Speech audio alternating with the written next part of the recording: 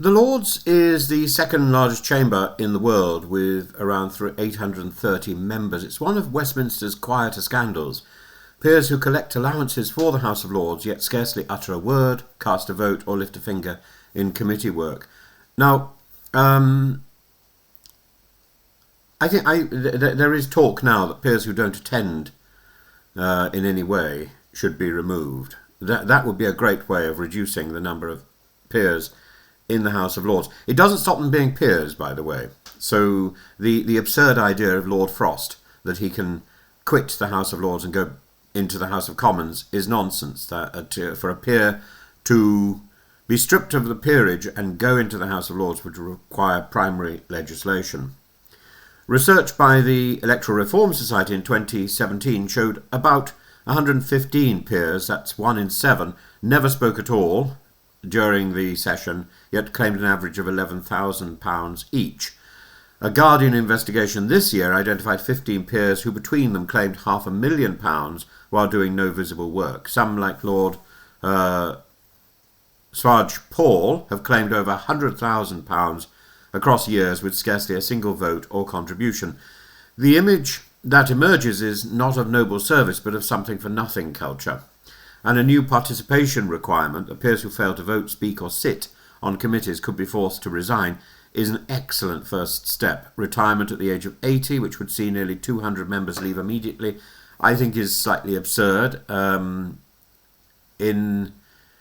the House of Lords, as in senior management, age shouldn't determine competence.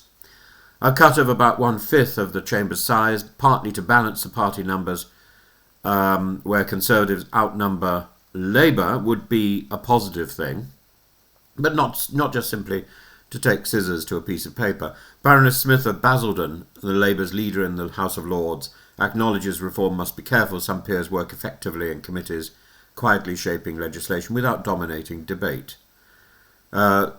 Here's an example of 1 or 2 peers. Lord Paul made no speeches, 1 vote in 2022, but over £100,000 in allowances. Lord Surrey and the Earl of Shrewsbury, tens of thousands claimed despite suspensions or very limited contribution. Peers such as Lord Lowe of Dalston or Lord Cunningham of Felling have registered high attendance and almost no activity. By contrast, peers like Baroness Kennedy or Lord MacDonald point to the Lord's value when it actively challenges hasty government bills such as the counter-terrorism or Rwanda deportation bills.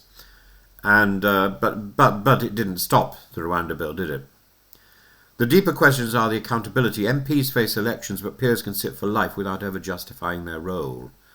Money and perception at £323 per day tax-free. That's meant to cover genuine parliamentary work, but the clock-in, clock-out practice has tarnished the Chamber's reputation.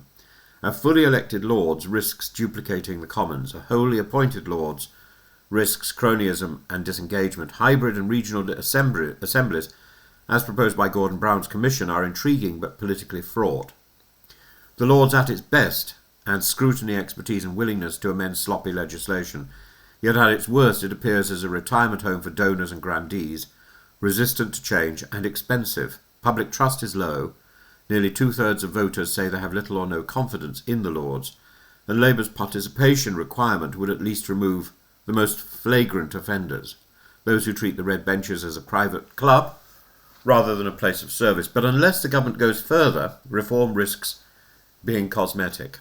The scandal of the silent peers highlights the tension at the heart of the Lords between tradition and utility, prestige and accessibility. If the Labour government is serious, it will need to decide whether to trim the excess or to remake the chamber entirely as a smaller, more transparent second house. Otherwise, the public will go on asking why hundreds of unelected legislators are paid handsomely to say and do next to nothing.